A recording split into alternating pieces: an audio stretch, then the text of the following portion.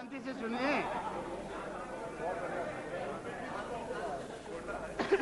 इस कोलाहल के बाद अगर सदन मुझे शांति से सुनने के लिए मन बना सके तो मैं बड़ा आभारी हूंगा।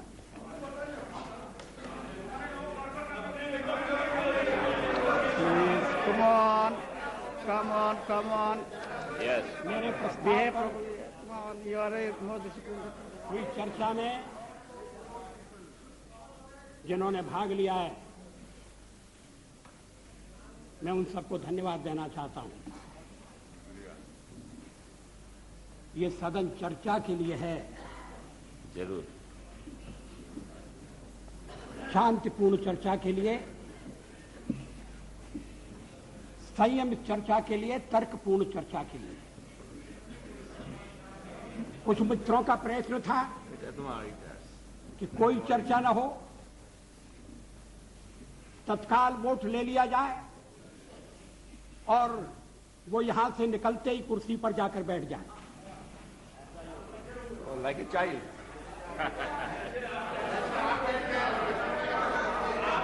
उधर से आवाज आ रही है कि ऐसा ही होगा। जैसे आप बैठ गए और आवाज आ रही है कांग्रेस के बेंचों से। हमारे और मित्र थोड़ा सा सावधान रहें। अध्यक्ष महोदय, पार्लियामेंट में मैंने 40 साल गुजारे। ऐसे क्षण बार बार आए। सरकारें बनी हैं, बदली हैं, नई सरकारों का गठन हुआ है। अभी बैचलर हो गया। लेकिन लोकतंत्र No, please don't make this kind of remarks. No, it's okay. लेकिन हर कठिन परिस्थिति में से भारत का लोकतंत्र बलशाली होकर निकला है और मुझे विश्वास है कि इस परीक्षा में से भी बलशाली होकर निकलेगा।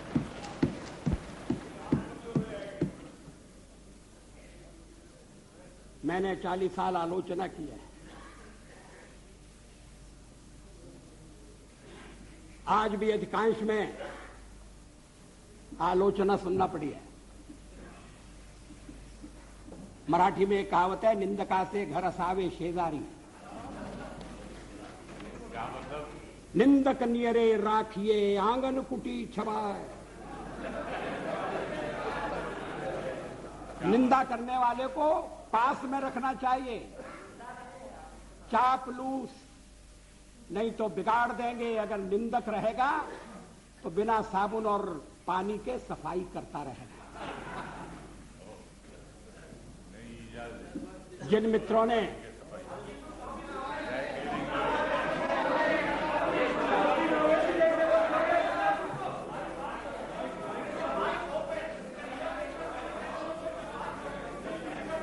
वो शिकायत कर रहे हैं, कौन क्या शिकायत?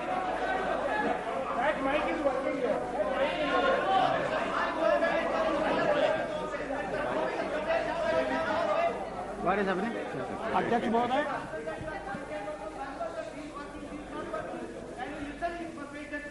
जिन्होंने प्रस्ताव का समर्थन किया है, It's okay, कोई उनको मैं विशेष रूप से धन्यवाद देना चाहता हूं। समता पार्टी के नेता श्री जॉर्ज फर्नांडिस, शिवसेना के नेता श्री शरद पोद्दार, अकाली दल के नेता बरनाला जी और हरियाणा पार्टी के जयप्रकाश जी, इन सब ने प्रस्ताव का समर्थन किया है। जिन्होंने आलोचना की है, मैं उनकी आलोचना का रूप से श्री मरसोली मारान, थिरु मरसोली मारान, उनका उल्लेख करना चाहता हूं। I have a special word of gratitude for my dear friend, Shri Marasoli Maran. I stand corrected. Despite our differences on certain issues, he was generous enough to set the record straight on the issue of horse trading by stating categorically that we did not use suitcases to convert our minority into majority. He has in fact demolished the baseless and politically motivated allegation leveled by some members. I am also glad that Thirumaran has taken note of our resolve to restore the balance of resources in favor of states. We have always held the opinion that the center cannot be strong if the states are weak. Thirumaran is disturbed over our advocacy of one nation, one people, one culture. I am happy that he shares our perception of one nation. But I must say that he has got it all wrong on our interpretation of one people and one culture. I categorically state here that BJP does not stand for uniformity. We recognize the celebrated India's plural, multi-religious, multilingual, and multi-ethnic character. This view is best reflected in a poem by one of India's greatest poets, Subramanya Bharati. The poem is entitled Antai, or My Mother. Bharati says, I would like to read in Tamil.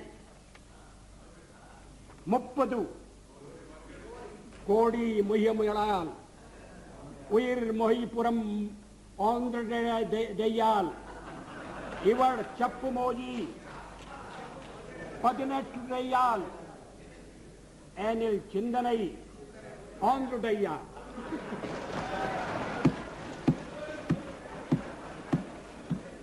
इसका मैं हिंदी में अनुवाद कर दूं. Thank you. This is not for the first time. I read something in Tamil in my address to the United Nations. इसका हिंदी अनुवाद इस प्रकार है. 30 कोटि, उस समय देश की आबादी 30 करोड़ थी. 30 कोटि मुखमंडल वाली है मेरी मां. एक है उसकी काया और आत्मा. भाषाएं वो 18 बोलती है, किंतु एक है उसका चिंतन.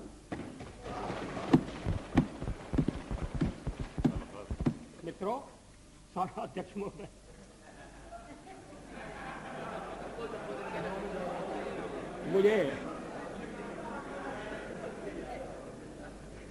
मुझ पर आरोप लगाया गया है और यह आरोप मेरे हृदय में घाव कर गया है. आरोप यह है कि मुझे सत्ता का लोभ हो गया है और मैंने पिछले 10 दिन में जो कुछ किया है वो सत्ता के लोभ के कारण किया है. अभी थोड़ी देर पहले मैंने उल्लेख किया कि मैं 40 साल से सदन का सदस्य हूं. सदस्यों ने मेरा व्यवहार देखा है, मेरा आचरण देखा है.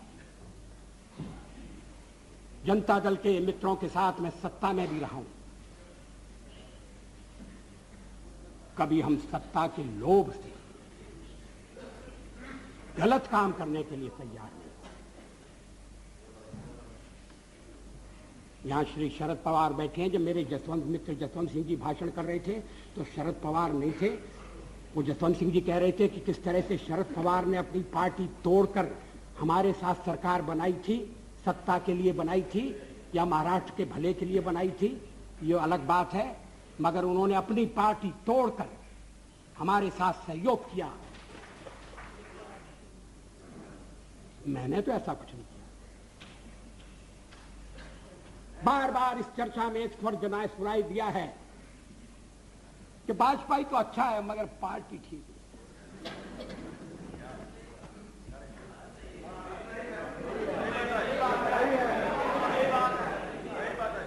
अच्छा, तो अच्छे वाजपेयी का आप क्या करने का इरादा रखते हैं?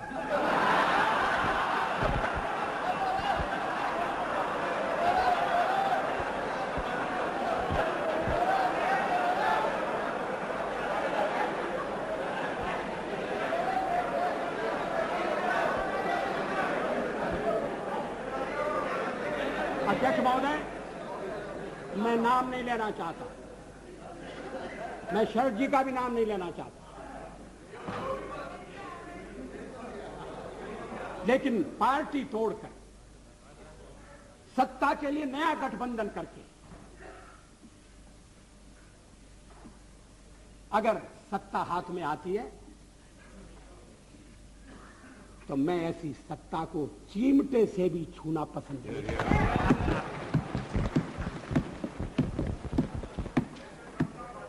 न भी तो मरणादस्मि केवलम दूषितो यशः। भगवान राम ने कहा था, मैं मृत्यु से नहीं डरता, अगर डरता हूं तो बदनामी से डरता हूं, लोकापवाद से डरता हूं। 40 साल का मेरा राजनीतिक जीवन खुली किताब है, लेकिन जनता ने जब भारतीय जनता पार्टी को सबसे बड़े दल के रूप में समर्थन दिया तो क्या जनता की अवज्ञा होनी चाहिए? जब राष्ट्रपति ने मुझे बुलाया और सरकार बनाने के लिए बुलाया और कहा कि कल आपके मंत्रियों की शपथ विधि होना चाहिए और 31 तारीख तक आप अपना बहुमत सिद्ध कीजिए, तो क्या मैं मैदान छोड़कर चला जाता? मैं पलायन कर जाता? जिस जनता का हमने विश्वास अर्जित किया है, और आप इकट्ठी भीड़ न करें। मैं अलग अलग पीछे, अब जब मैंने चर्चा आरंभ की थी तब इसका स्पष्टीकरण किया था। क्या यह तथ्य नहीं है कि हम सबसे बड़े दल के रूप में उभरे हैं? अब जो और तर्क दिए जा रहे हैं मैं उन पर आऊंगा। क्या मैं राष्ट्रपति महोदय से कहता कि नहीं, पहले मुझे जरा बात कर लेने दो,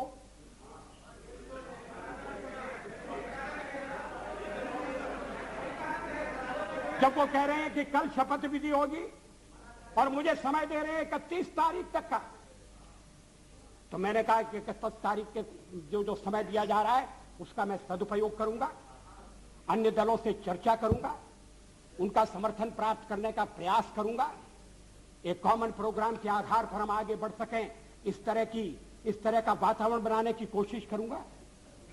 इसमें क्या आपत्ति की बात है? इसमें कौन सा सत्ता का लोभ है? और फैसला केवल मेरा अकेला नहीं था, पार्टी का फैसला था। अध्यक्ष महोदय,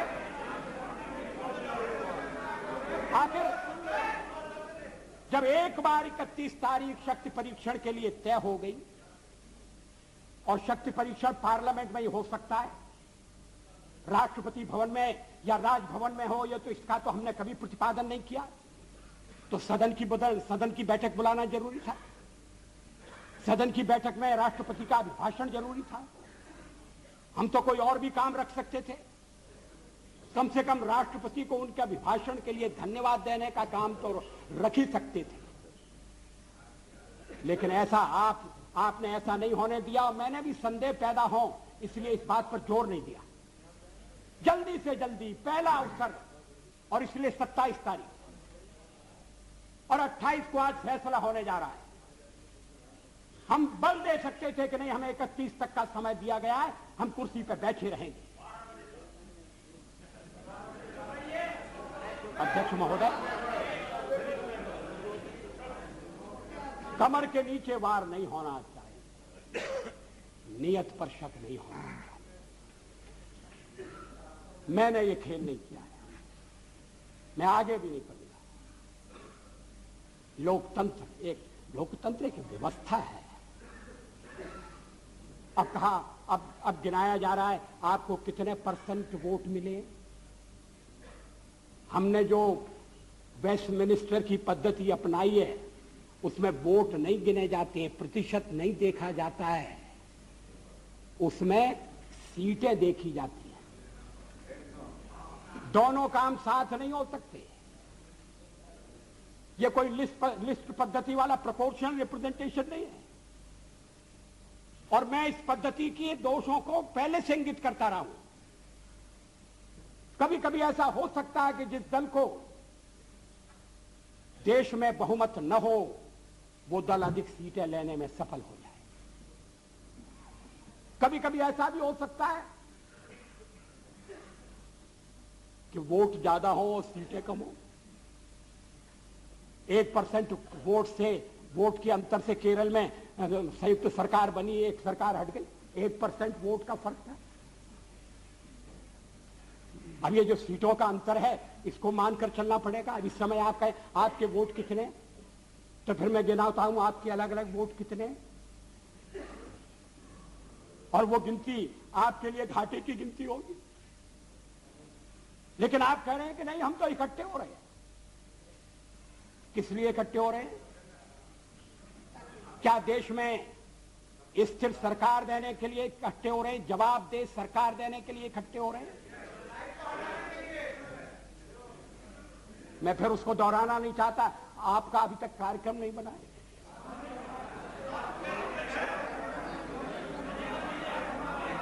उस कार्यक्रम को लेकर आप जनता के पास नहीं गए। जिस जनादेश की आप बात कर रहे हैं, परसेंट वोट की बात कर रहे हैं, वो अलग अलग प्रदेशों में मिला है, अलग अलग कारणों से मिला है। तमिलनाडु में मेरा तो कोई झगड़ा नहीं था डीएमके से, लड़ाई तो कांग्रेस से थी। और यही स्थिति आंध्र में हुई। आंध्र में हम तो लड़ाई में कहीं नहीं थे, लड़ाई हो रही थी कांग्रेस के साथ, और कहते जनाधिकार हमारे खिलाफ चला गया। ये कैसा जनाधिकार है? आप कहिए, आप कह रहे हैं, दबे दबे कह रहे हैं, साफ साफ कहिए, खुलकर कहिए कि हम किसी भी कीमत पर आपको सत्ता में नहीं आने देंगे। ये भाषा ठीक नहीं है। इस भाषा के पीछे जो भावना है वो और भी गलत है। हिटलर का हुआ खड़ा किया जा रहा है इस सदन में। फासिस्ट वाद पैदा हो रहा है। इस तरह की यहां जो पहली बार सदन में आए, जिन्हें सदन की मर्यादा का भी पता नहीं है, वो इस तरह की भाषा बोल रहे हैं। मैं 40 साल से हूं पार्लियामेंट में। हम दल के रूप में काम कर रहे हैं, लोकतंत्र के आधार पर कर रहे हैं। हम चुनाव लड़ते हैं।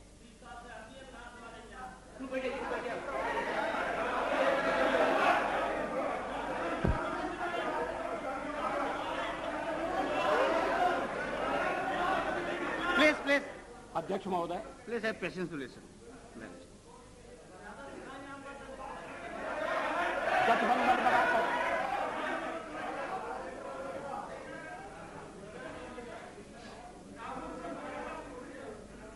जनादेश कांग्रेस के खिलाफ है। कांग्रेस की संख्या आधी रह गई है। अलग अलग क्षेत्रों में अलग अलग ढंग से लोगों ने अपनी राय प्रकट की है। अब सब अगर इकट्ठे आ रहे हैं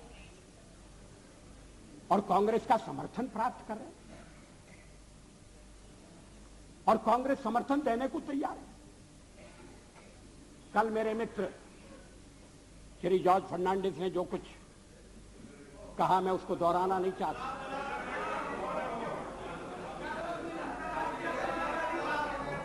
अगर आप चाहें तो फैसला कर सकते हैं कि भाई हमने एक दूसरे को गाली दी होगी, मगर चलो छोड़ो, आज तो सबको मिलकर बीजेपी को गाली देना है। अगर ये सामूहिक निर्णय है, मुझे कुछ कहना नहीं, लेकिन इस तरह का निर्णय नकारात्मक होगा, इस तरह का निर्णय प्रतिक्रियात्मक होगा, इस तरह का निर्णय केवल हमें आने से रोकने के लिए होगा, और ये लोकतंत्र को स्वस्थ बनाने वाली परंपरा नहीं डालेगा। ये आज मैं आपको चेतावनी देना चाहता हूं। हम तो प्रतिपक्ष में बैठने के लिए तैयार हैं। अध्यक्ष महोदय, जब मैं राजनीति में आया, मैंने कभी सोचा भी नहीं था कि मैं एमपी बनूंगा। मैं पत्रकार था, और ये राजनीति, जिस तरह की राजनीति चल रही है, मुझे रास नहीं आती।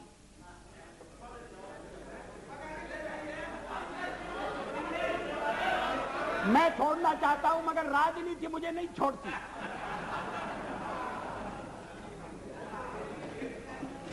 विरोधी दल का नेता हुआ, आज प्रधानमंत्री हूं, थोड़ी देर बाद नहीं रहूंगा।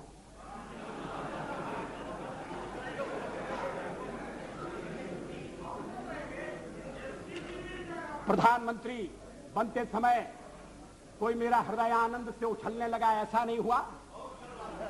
और सब कुछ छोड़ छाड़ कर जब चला जाऊंगा तब भी मेरे मन में किसी तरह की म्लानता होगी, ऐसा आप मत समझिए।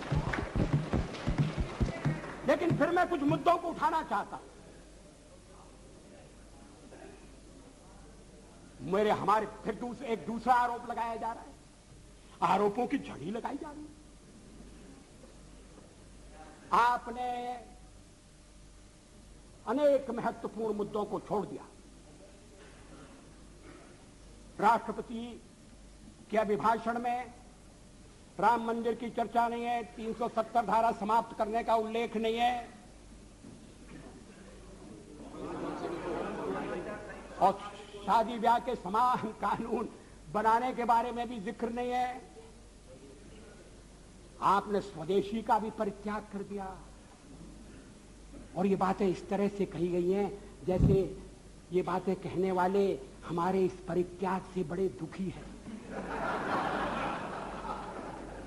वो तो इन बातों की आलोचना करते रहे हैं, हमें इसलिए दोषी ठहराते रहे हैं कि हम राम मंदिर बनाना चाहते हैं।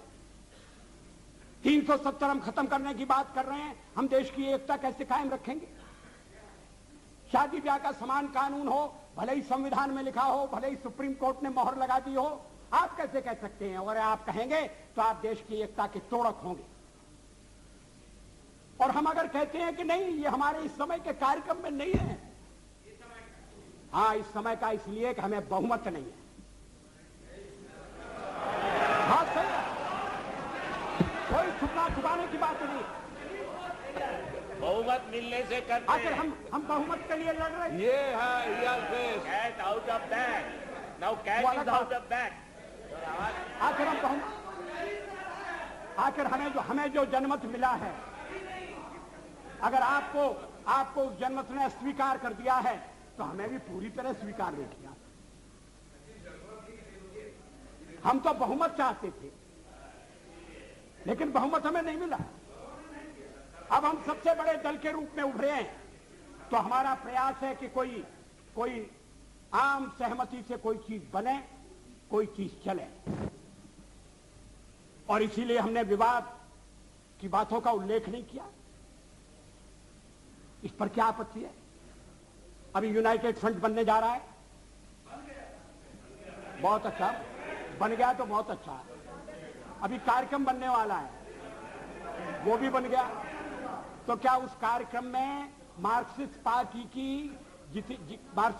की जितनी भी विचारधारा है, मार्क्सिस्ट पार्टी का जितना कार्यक्रम है, वो ज्यों का त्यों पूरे का पूरा समाविष्ट कर लिया गया है। और अगर कर लिया गया है तो मार्क्सिस्ट पार्टी फिर सरकार से दूर क्यों रह रही है? जब संयुक्त मोर्चा बनता है, जब अनेक दल निकट आते हैं, साथ आते हैं, तो फिर हर एक को कुछ ना कुछ चीज छोड़ना पड़ती है। 1977 में भी हम 370 के समर्थक, 70 को समाप्त करने के समर्थक थे। रामविलास जी पासवान बैठे। 1977 में भी हम एटम बम बनाने के हक में थे,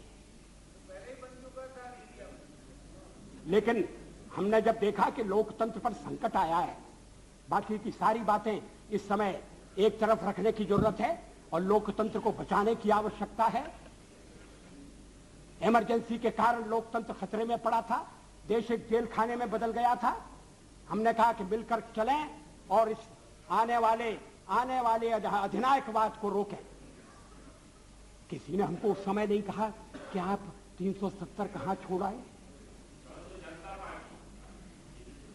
किसी ने नहीं कहा और ठीक नहीं कहा। जब आप संयुक्त मोर्चा बनाएंगे तो हर एक पार्टी को थोड़ा थोड़ा अपना छोड़ना पड़ेगा, थोड़े थोड़े अपने विचारों को, कार्यक्रमों को अलग रखना पड़ेगा। और राष्ट्रपति ने अगर 31 तारीख तक का समय दिया तो इसीलिए दिया, राष्ट्रपति को मालूम था कि मेरा बहुमत नहीं है, लेकिन बड़ी पार्टी के रूप में उन्होंने बुलाया और 31 तक का समय दिया और दलों से बात करो, विचार विनिमय करो, इस बात का प्रयत्न करो कि कोई स्थिर सरकार बन जाए, स्थायी सरकार बन जाए।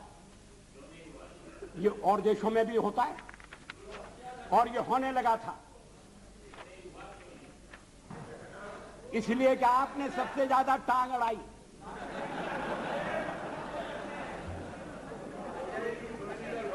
Totally isolated in the country. Why don't you consider that? We are not isolated. Yes, you are. Totally isolated. हमारे समर्थन में इस समय ये बात ठीक है, हमारे साथ कोई नहीं है।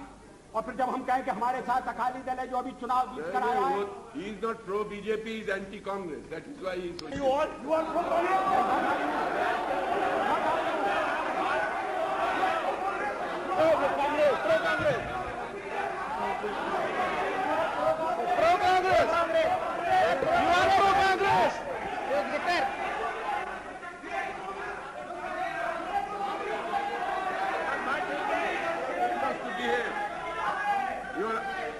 You ask your members to behave.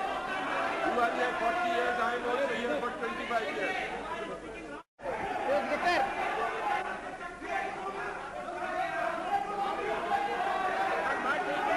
Members to behave. You ask your members to behave. You are here 40 years, I am also here for 25 years. I am also entitled to respect. What the Honorable Prime Minister is saying all the time, as if it was our solemn obligation to keep him in power. That is what we have been trying to find out from yesterday. If the majority of the members are not supporting you, is it the fault of the members? Other members who are not supporting you? I have got my own perception. I have got my own policies and programs. He is all the time accusing others as if we are entering into some combination. Does that justify him to remain in power without having the majority?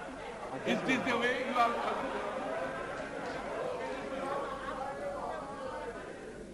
कल से मैं आलोचना सुन रहा हूं और जरा सी आलोचना इनसे सहन नहीं हो रही है।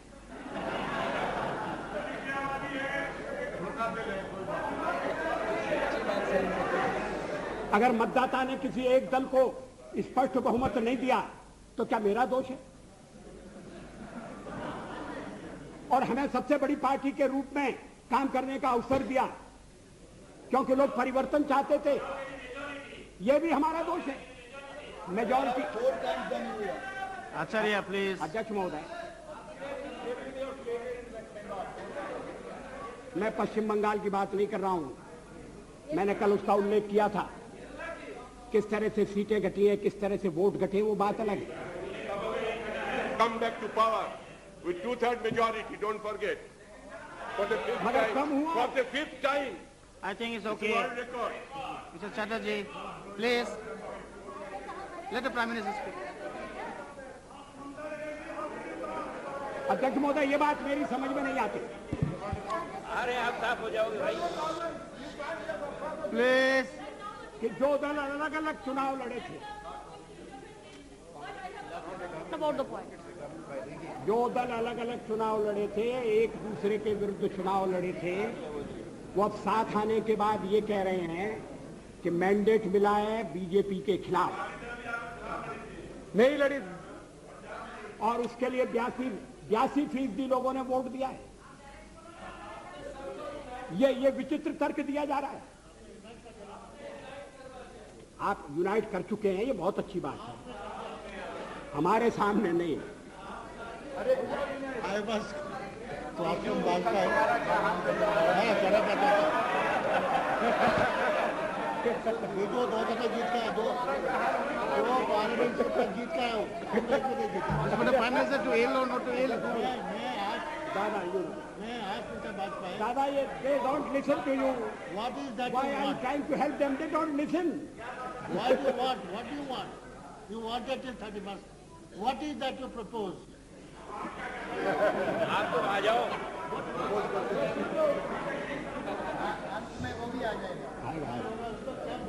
Have some patience. Let the Prime Minister continue. Please continue. मगर इतनी चर्चा चली, पहले तो आप चर्चा ही नहीं चाहते थे, और चर्चा चली तो सदस्यों ने रुचि ली और अच्छी बहस हुई, और निर्णय का वक्त आ जाएगा, आ गया. अभी भी आपको परेशानी हो रही है इतनी जल्दी सत्ता में जाने की.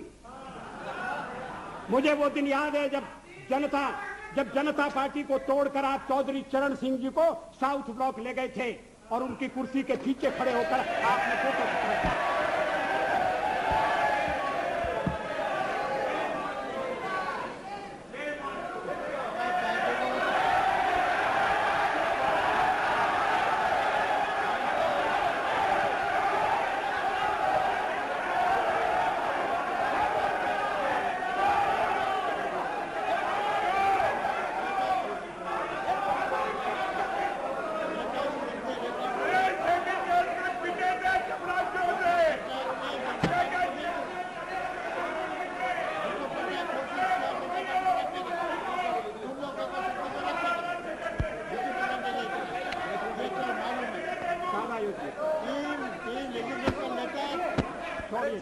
तोड़ने का काम किया क्या? मैंने तो भय कर दिया, अध्यक्ष महोदय, मैंने कर दिया. I think Mr. Patnaik, How can you say that? Mr. Patnaik, prime minister How बोल can रहे you हैं. say this? Mr. Patnaik, please sit down. Please sit down. Let the Prime Minister continue. Please. अध्यक्ष महोदय, मुझे अपना बहुमत बनाने के लिए जो समय मिला था मैंने उसका उपयोग किया. मैंने अनेक दलों से अलग अलग बातें की. कुछ दल हमारे साथ आए हैं, कुछ दलों ने अपनी कठिनाई प्रकट की है. कुछ दलों का कहना है कि आपके साथ आने में हमें एक ही आपत्ति है कि हमारे कुछ वोट जाने का खतरा है. भारतीय जनता पार्टी के सहयोग के कारण अगर वोट जाते हैं, मैं समझ सकता हूं कि हर राजनीतिक दल को वोटों की चिंता करनी है, मगर ये वोटों का खेल किस सीमा तक जाएगा, किस हद तक जाएगा? क्या इसके सामने देश हितों की उपेक्षा कर दी जाएगी? हम माइनॉरिटीज की बात करते हैं कि उन्हें पूरा संरक्षण मिलना चाहिए, बराबर का अवसर मिलना चाहिए, अधिकार होना चाहिए, तो हमें कहा जाता है कि हम जो कुछ कहते हैं उस पर आचरण नहीं करते. आखिर सदन में बातचीत हो सकती है, चर्चा हो सकती है. जिन प्रदेशों में हमारी सरकारें मिली है, बनी है, वहां आचरण हो सकता है. और आप हमें केंद्र में समय देकर देखो और हम सारी बातें अमल में लाकर दिखा देंगे. मगर ये मेरी समझ में नहीं आया कि जो सबसे बड़ी माइनॉरिटी है उसकी तो चिंता है, मगर जो 2% है, अभी बरनाला जी का दर्द आपने सुना, उसकी पीड़ा नहीं. अध्यक्ष महोदय, मुझे वो दिन याद है, दिल्ली में दंगों के बाद और सिख भाइयों के कत्लेआम के बाद मेरा भाजपा का एक कार्यकर्ता मुझसे रात के अंधेरे में मिलने के लिए आया. मैं उसको पहचान नहीं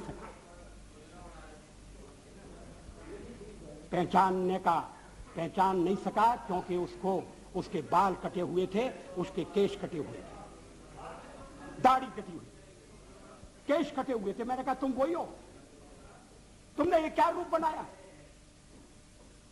रात में क्यों आए हो, चुप कर क्यों आए हो, चोरी छिपे क्यों आए हो? तो मैं दिन में आपके पास नहीं आ सकता, मैं केश धारण करके बाहर नहीं निकल सकता, इसलिए मैंने केशों की बलि चढ़ा दी है. मैंने दाढ़ी से भी मुक्ति मांग ली है और मैं रात को आया हूं आपके पास अपना दुखड़ा रोने के लिए, अपनी व्यथा रोने के लिए. उस समय हमने दिल्ली के सिखों की वकालत की थी, चुनाव में हमें घाटा हुआ। सिख विरोधी भावना भड़काकर कांग्रेस ने सत्ता किया। हमने ऐसा पाप कभी नहीं किया।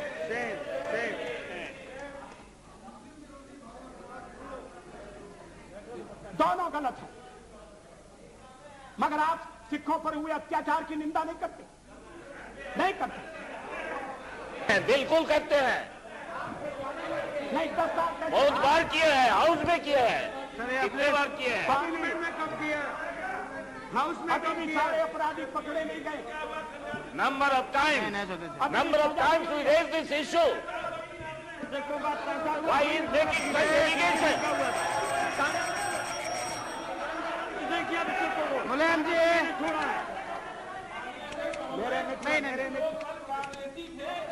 आज भाजपा ही बन करके प्लीज और उन्होंने सिखों को लखनऊ में लूटा। और वही एमपी में बना नहीं, हम नाम बता सकते हैं। Please sit down, please sit down. चलो, मेरे मित्र श्री मुलायम सिंह जी इस मामले में न बोले तो ज्यादा अच्छा होगा। उनके शासनकाल में, प्लीज सिट डाउन। उनके शासनकाल में जिस तरह से उत्तरांचल की मांग करने वाली महिलाओं के साथ जो दिल्ली प्रदर्शन के लिए आना चाहती थी, बलात्कार हुआ जो कोर्ट ने जिसकी पुष्टि कर दी है, उसके बाद मुलायम सिंह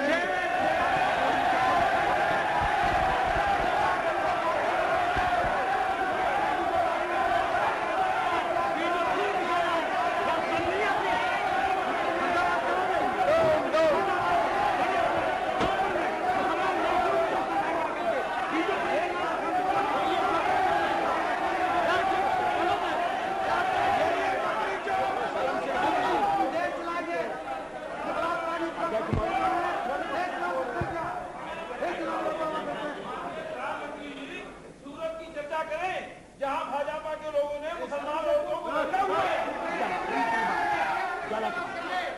महिलाओं के साथ अध्यक्ष महोदय please sit down, please sit down. You have made it your point. Please please no, please sit down. No no ये सभी मित्र कल से लेकर आज तक बोलते रहे। अब मेरी बारी आई है,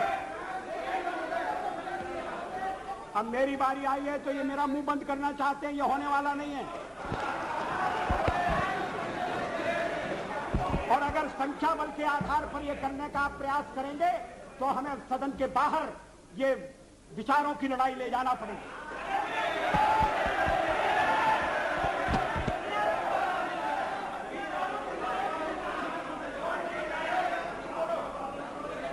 अध्यक्ष महोदय,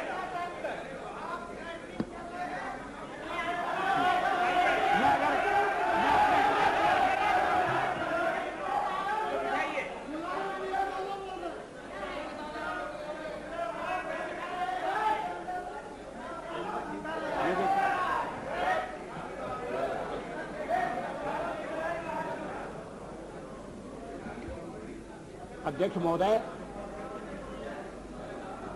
मैं फिर प्लीज, जहां से मैंने आरंभ किया था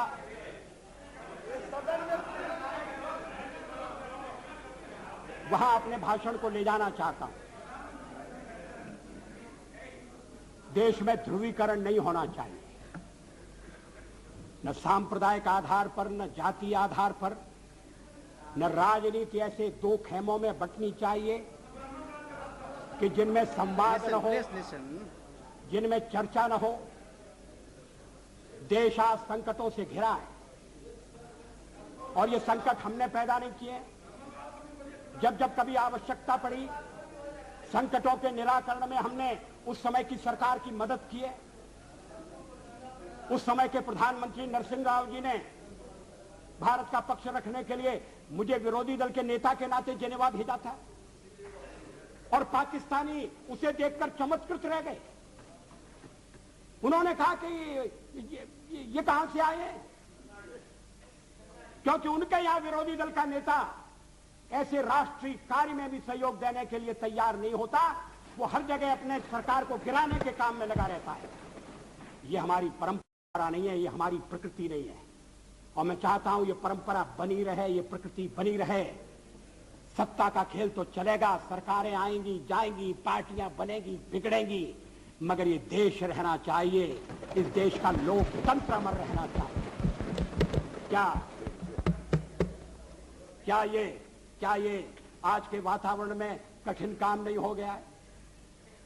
ये चर्चा तो आज समाप्त हो जाएगी, मगर कल से जो अध्याय शुरू होगा उस अध्याय पर थोड़ा गौर करने की जरूरत है। ये कटुता बढ़ना नहीं चाहिए। मैं नहीं जानता यूनाइटेड फ्रंट ने श्री देवेगौड़ा को किस आधार पर अपना चौथे नंबर का नेता चुना है। वो यूनाइटेड फ्रंट की फर्स्ट चॉइस नहीं थे, वो तो फोर्थ चॉइस थे। मगर जो इनकी फोर्थ चॉइस थे, अब वो देश की फर्स्ट चॉइस होने वाले हैं। मैं समझ सकता था नहीं, और उसका कारण ये है, अध्यक्ष महोदय मुझे खेद है,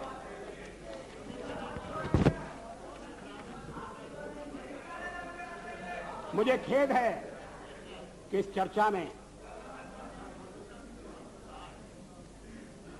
ऐसे संगठनों का नाम लिया गया, उन्हें यहां घसीटने की कोशिश की गई, जो स्वतंत्र संगठन है, जो अपने राष्ट्र निर्माण में चरित्र निर्माण के काम में लगे।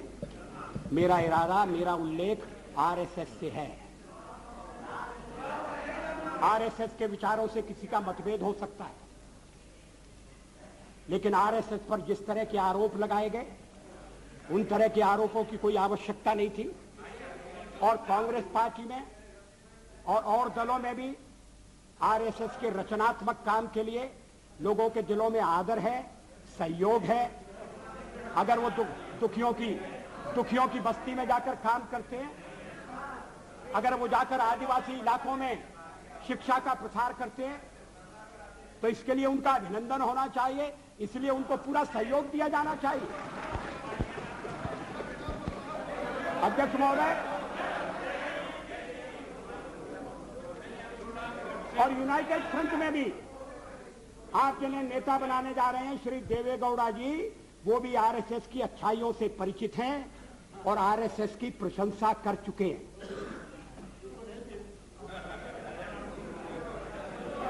अभी आरएसएस की 20th एनिवर्सरी हुई थी। आरएसएस की ओर से संगठन के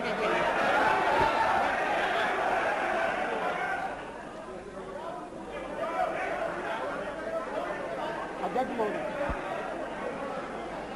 अब देवे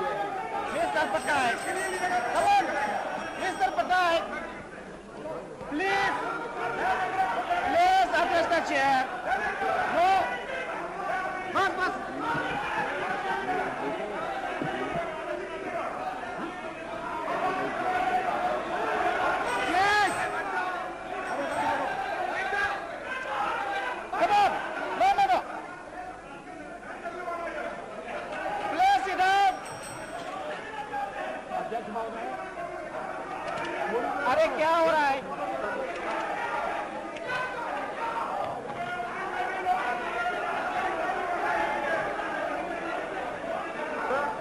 कल मंत्रिमंडल बन जाएगा, लड़ने लगोगे, आज खड़े होते हो साथ में।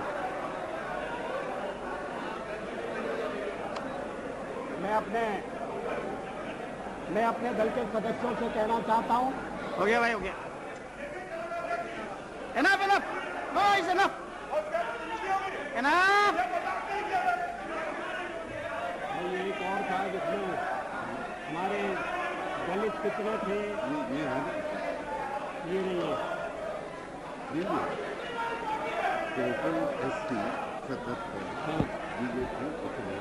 अध्यक्ष महोदय,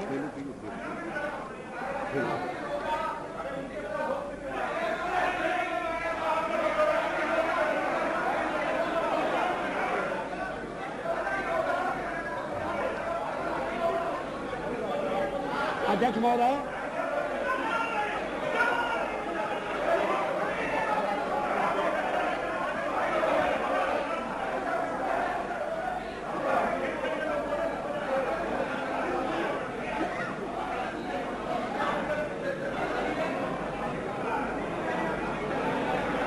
अध्यक्ष महोदय, Order, please. मेरे मित्रों को समझना चाहिए कि मैं भी निर्वाचित होकर आया हूं। उन्हें यह भी समझना चाहिए कि मैं सबसे बड़ी पार्टी के नेता के नाते राष्ट्रपति महोदय द्वारा प्रधानमंत्री नियुक्त हुआ हूं। प्रधानमंत्री के निर्देश के कारण और निर्देश के आधार पर मैं विश्वास मत लेकर आया हूं। राष्ट्रपति, अब अगर चर्चा होती है और उसमें बिजू पटनायक जैसा वरिष्ठ नेता मुझे टोकता है।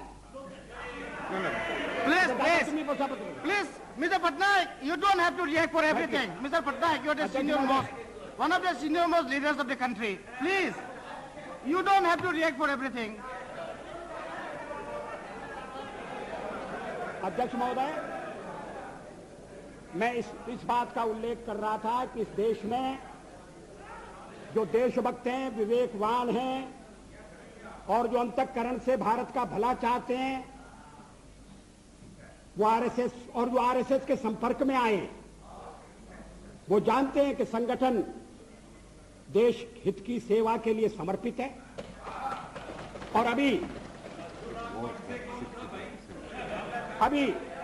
और मैं इसका ताजा उदाहरण देता हूं।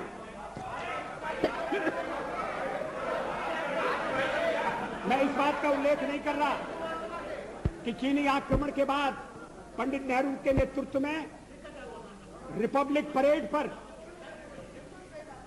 परेड के दौरान जिन स्वयंसेवी संगठनों को अपनी एकजुटता प्रकट करने के लिए बुलाया गया था, उनमें आरएसएस भी था।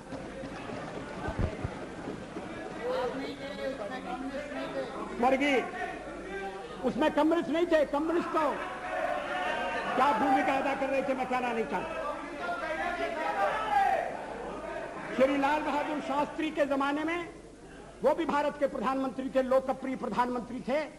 जब देश पाकिस्तान के साथ हमारी लड़ाई हुई और उन्हें दिल्ली में कंट्रोल करने के लिए और ऐसे शिक्षित लोगों की आवश्यकता थी, तो आरएसएस के स्वयंसेवक या कंट्रोल करते थे, ट्रैफिक को कंट्रोल करते थे। किसी ने उन पर आपत्ति नहीं की। अभी इमरजेंसी के खिलाफ अभी बेंगलोर में एक सम्मेलन हुआ था और जिसको संज्ञा दी गई थी सेकंड फ्रीडम स्ट्रगल की, और उसमें श्री देवेगौड़ा उपस्थित थे। उन्होंने जो भाषण दिया उसका अंश मेरे पास है। मैं कोट कर रहा हूं, RSS is a spotless organisation. In my 40 years, वो तो देवेगौड़ा जी तो यहाँ है नहीं।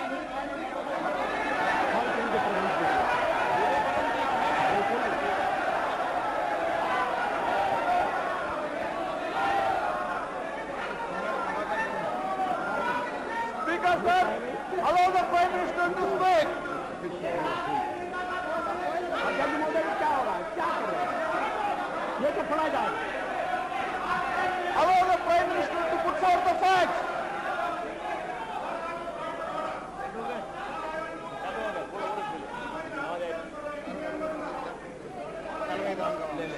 Why don't you take out your rule book?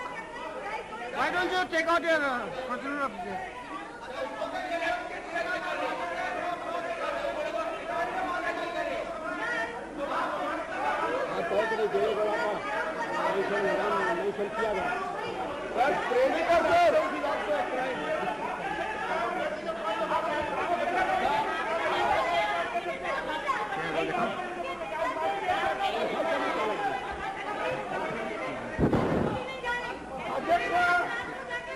अध्यक्ष महोदय, क्या उनकी किताब से उल्लेख दे रहे हैं या किसी हाउस का सब प्रोसीडिंग है? About taking name of somebody. What is the rule about taking name of somebody?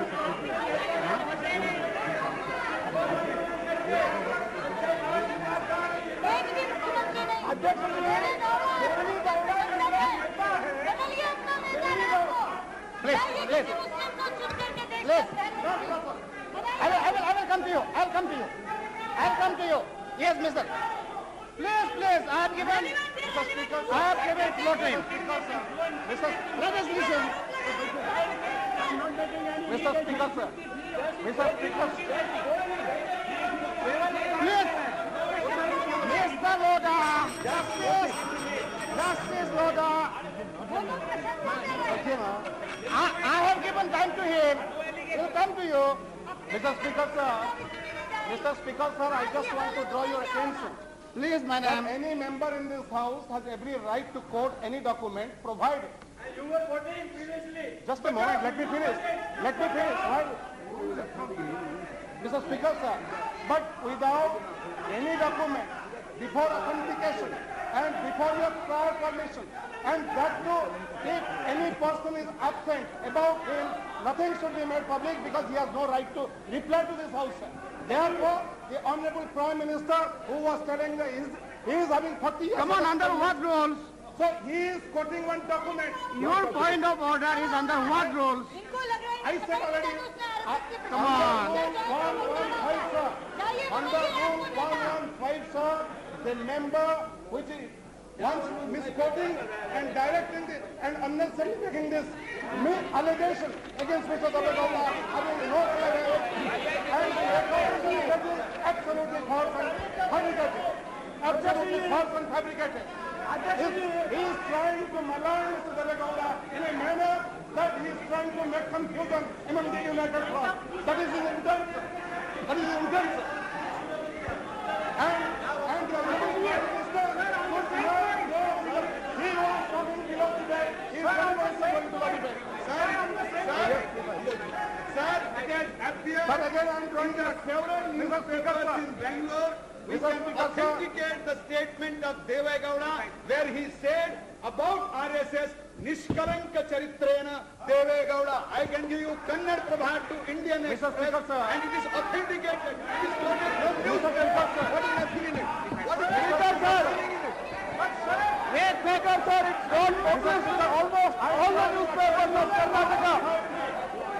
I will allow you. One by one, please. One by one. Mr. Ahmed, I will come to you. Listen, what happened to your ears? Do you have ears? Have you got ears or not? Come on. Sit down. I have given him the permission to speak first. Sir, I draw your attention to Rule 353.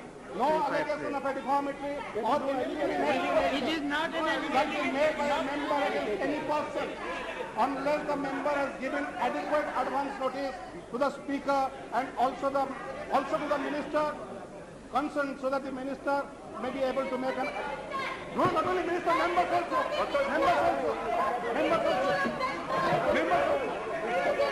Only quoting the rules.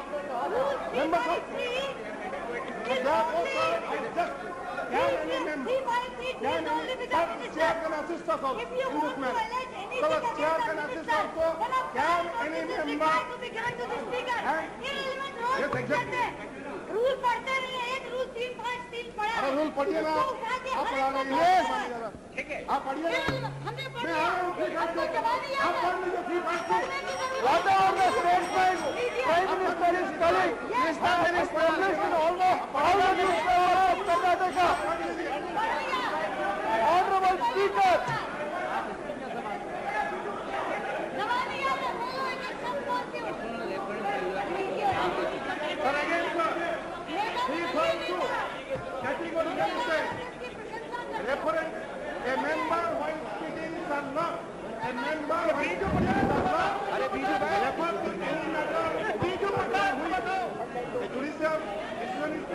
make personal reference by your... अरे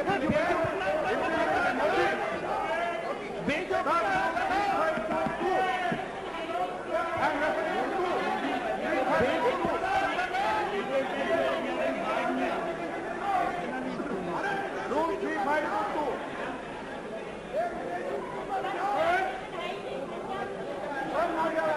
विदेशी बीजी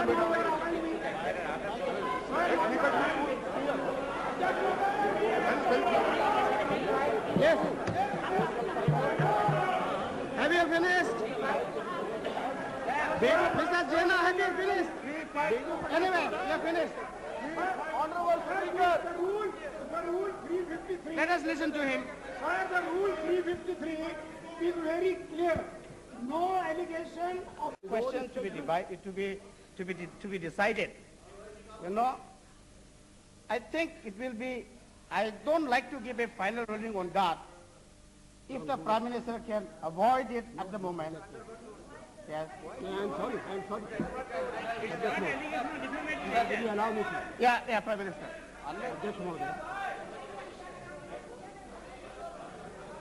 मैं बेंगलोर में आयोजित एक समारोह का उल्लेख कर रहा हूं, जिस समारोह में अन्य लोगों के अलावा श्री देवेगौड़ा उपस्थित थे। वो इमरजेंसी के खिलाफ आयोजित समारोह था। वो उस समारोह की तारीख है 26 जून 1995। अगर श्री देवेगौड़ा का बयान गलत होता, अगर जो अखबार में छपा है, और क्या सब अखबारों में गलत बयान छपता? आप सुनिए। No, please. अध्यक्ष महोदय, इस बयान का कोई खंडन नहीं आया।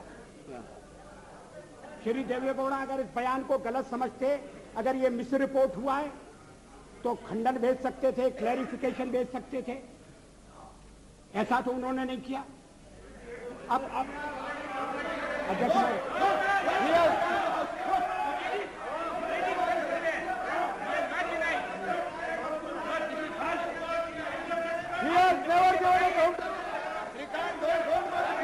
the statement has come to all the newspapers.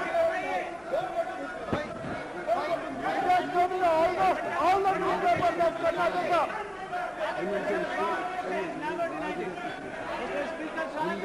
This statement has never been denied. It has never been contradicted. It stands as it is. We have never seen any contradiction. Show me the contradiction. We don't have any public knowledge. Yeah, we have the statement. अध्यक्ष महोदय, how can you prevent him from reading this? Misleading now. Joshi ji, Mr. Prime Minister, now the honorable member, Mrs. Jena, is now on record. Please.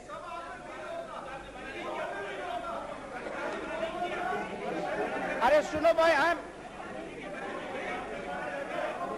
क्या आप लोग क्या बात कर रहा है? Please tell them. Sir, we have an audio and video cassette of that program. We have the audio and video cassette of that program. What he is saying, I'm ready to submit in the House the audio and video cassette of the program. What the Vedava says. We have an audio and video cassette. What he is talking about. Yes, we are going to, he is misleading the House. I can give you the audio and video cassette of the program. अरे बाबा चुप रहो ना। The House should not come to this level. I can give the audio and video cassette. हमने programme किया, we organize the program. He can't go over all this. I have the audio and video cassette. Let him debate the topic.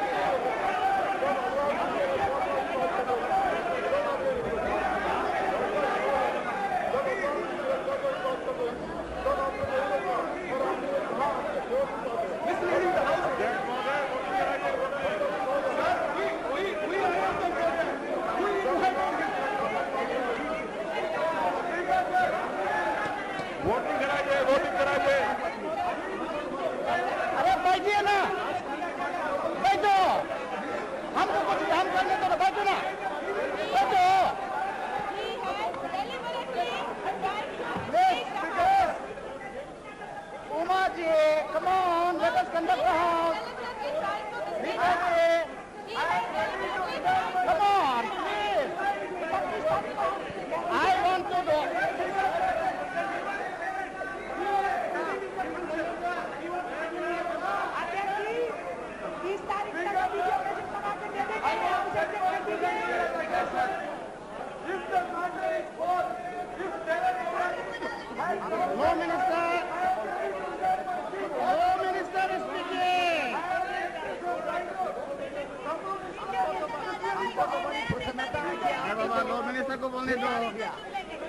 कानून मंत्री जी को बोलने दो। Are you finished?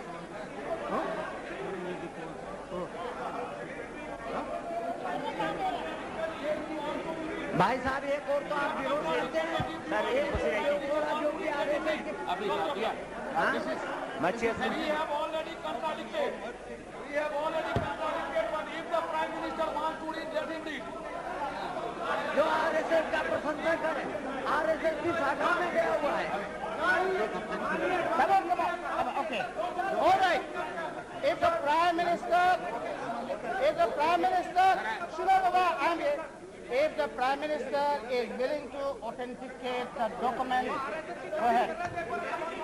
Mr. Speaker, apart from authenticating the document, we have some present who was present at this meeting. I submit only one thing. Prime Minister is agreed. I submit only one thing for your consideration. Yeah. It is not a small thing that has been said, sir, that the Prime Minister authenticated the document. Please reflect on what you have said. No, a member who quotes a Yes, sir, particular because sentence. you, sir, I do not wish to argue. No. But you said, you first denied Okay. the right to... I modify my And then I these modify my members say- statement. Then Whether the these honourable members member. say that you can quote it, Okay. you go to this. I modify my statement. The honourable member who is quoting, if he is willing to authenticate, it can be quoted. Mr. Speaker, sir,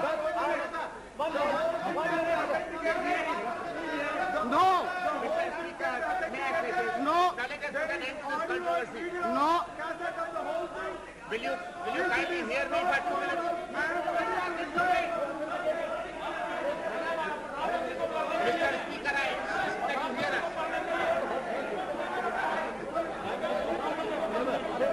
The law minister.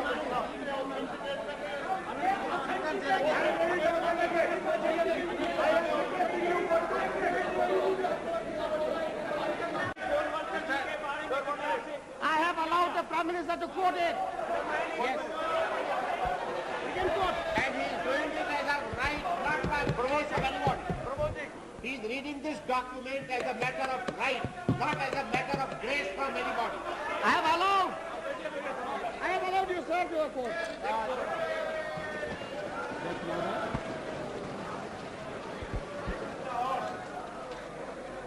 How much time? I am not responsible for this. I am sorry.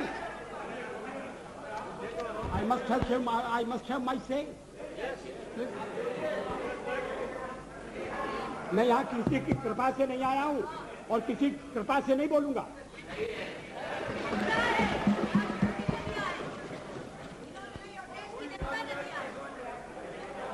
इस चर्चा में RSS का नाम मैंने नहीं लिया। इस चर्चा में आरएसएस का नाम कॉमरेड इंद्रजीत गुप्ता ने लिया।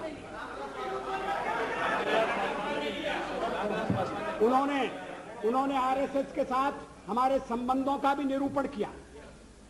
अब आरएसएस के बारे में क्या राय है, और अगर श्री देवेगौड़ा जैसे व्यक्ति की राय है तो ये अभी तक क्या हुआ था?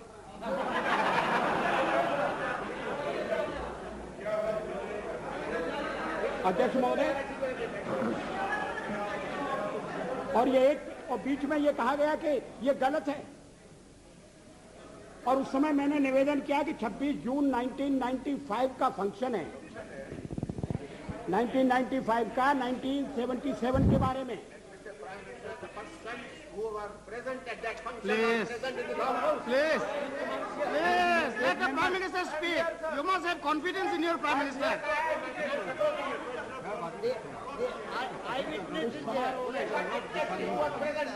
उस समारोह में ठीक है ना। Word, sir, due respect to every time you say your Prime Minister. Our Prime Minister. Prime Minister is Prime Minister. Okay, Prime Minister. Till then, you should not say your Prime Minister. Prime Minister, yes. Please. अध्यक्ष महोदय, RSS ये देवेगौड़ा ने जो कुछ कहा वो इस प्रकार है। RSS is a spotless organisation. In my 40 years long political life, not even once I have criticized RSS. The Chief Minister said that he is telling this with utmost responsibility. He said that he had no two opinions regarding RSS active role during emergency. People who were with Mrs. Gandhi during emergency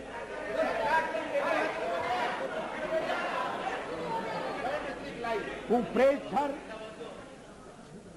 who appreciated emergency, they are today with us and enjoying power. But RSS is the only organization without any black spot. Others have wavered this or that way, Shri Gowda said. अध्यक्ष महोदय, ये मैं देवे गौड़ा की निंदा के लिए नहीं कह रहा हूं। देवे गौड़ा ने आरएसएस का मूल्यांकन किया, सही मूल्यांकन किया, इसके लिए मैं उनकी प्रशंसा करना चाहता हूं। और आप चाहते हैं कि उनकी प्रशंसा भी सदन में न सुनी जाए और किसी एक अखबार में नहीं छपा, तमाम अखबारों में छपा। और जैसा मैंने कहा उस समय किसी ने खंडन नहीं किया। अध्यक्ष महोदय, एक बात और इस चर्चा में कही गई जिसका मैं उत्तर देना चाहूंगा कि भारतीय जनता पार्टी को व्यापक जन समर्थन प्राप्त नहीं है। Cow belt, I don't know where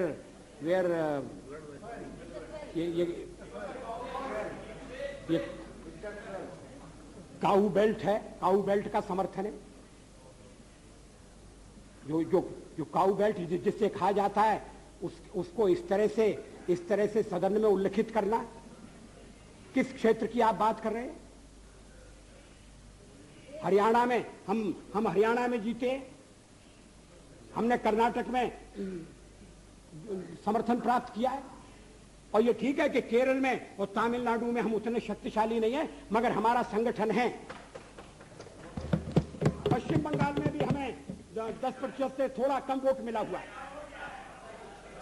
अगर आप वोट की बात करते हैं तो फिर 10% वोट की बात करिए।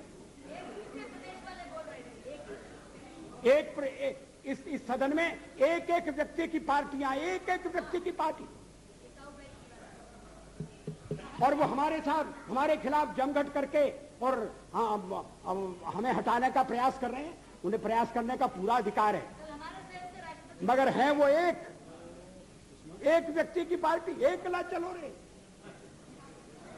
और चलो एकला अपने चुनाव क्षेत्र से और दिल्ली में आकर हो जाओ इकट्ठे रे। किस लिए इकट्ठे हो जाओ? देश के भले के लिए। स्वागत है, हम भी अपने ढंग से देश की सेवा कर रहे हैं। और अगर हम देशभक्त न होते और अगर हम निस्वार्थ भाव से राजनीति में अपना स्थान बनाने का प्रयास न करते, और हमारे इन प्रयासों के पीछे 40 साल की साधना है। ये कोई आकस्मिक जनादेश नहीं है, कोई चमत्कार नहीं हुआ है। हमने मेहनत की, हम लोगों में गए, हमने संघर्ष किया है। पार्टी 365 दिन चलने वाली पार्टी है। ये कोई चुनाव में कुकुर मुक्के की तरह से खड़ी होने वाली पार्टी नहीं है। और आज हमें अकारण कटघरे में खड़ा किया जा रहा है क्योंकि हम थोड़ी ज्यादा सीटें नहीं ले सके। हम मानते हैं हमारी कमजोरी है, हमें बहुमत मिलना चाहिए। राष्ट्रपति ने हमें अवसर दिया, हमने उसका लाभ उठाने की कोशिश की है, हमें सफलता नहीं मिली, वो अलग बात है। लेकिन हम फिर भी सदन में सबसे बड़े विरोधी दल के रूप में बैठेंगे और आपको हमारा सहयोग लेकर सदन चलाना पड़ेगा, इस बात को मत भूलिए। मगर सदन चलाने में और ठीक तरह से चलाने में हम आपको पूरा सहयोग देंगे, ये आपको आश्वासन देना चाहते हैं। मगर सरकार आप कैसी बनाएंगे, वो सरकार किस कार्यक्रम पर बनेगी, वो सरकार कैसी चलेगी, मैं नहीं जानता। लेकिन जहां तक दलितों का सवाल है, शेड्यूल कास्ट के टोटल मेंबर्स हैं 77 और उनमें से 29 मेंबर्स बीजेपी के चुने गए।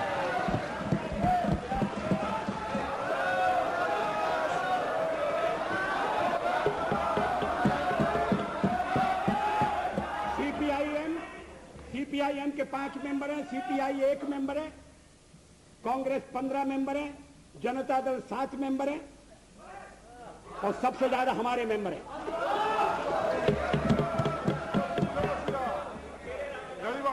और एसटीसी में भी, शेड्यूल ट्राइब्स में भी total number of seat is 41, BJP 11। हमारा जनाधार नहीं है, हमें लोगों का व्यापक समर्थन प्राप्त नहीं है। अगर आप हमें छोड़कर सत्ता बनाना चाहते हैं और आप समझते हैं कि वो सरकार टिकाऊ होगी, मुझे तो उसके टिकने के लक्षण नहीं दिखाई देते। वो पहले तो उसका जन्म लेना कठिन है, जन्म लेने के बाद जीवित रहना कठिन है।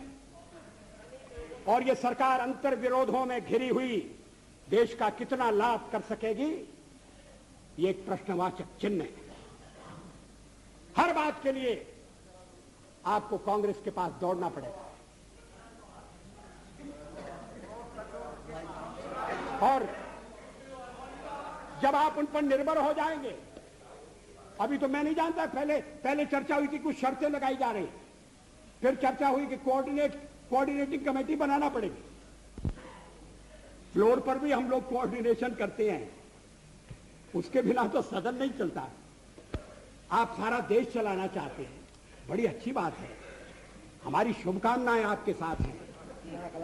हम अपने देश की सेवा के कार्य में जुटे रहेंगे। हम संख्या बल के सामने सर झुकाते हैं और आपको विश्वास दिलाते हैं कि जो कार्य हमने अपने हाथ में लिया है, वो जब तक राष्ट्रीय उद्देश्य पूरा नहीं कर लेंगे, तब तक विश्राम से नहीं बैठेंगे, तब तक आराम से नहीं बैठेंगे। अध्यक्ष महोदय, मैं अपना त्यागपत्र राष्ट्रपति महोदय को देने जा रहा हूं।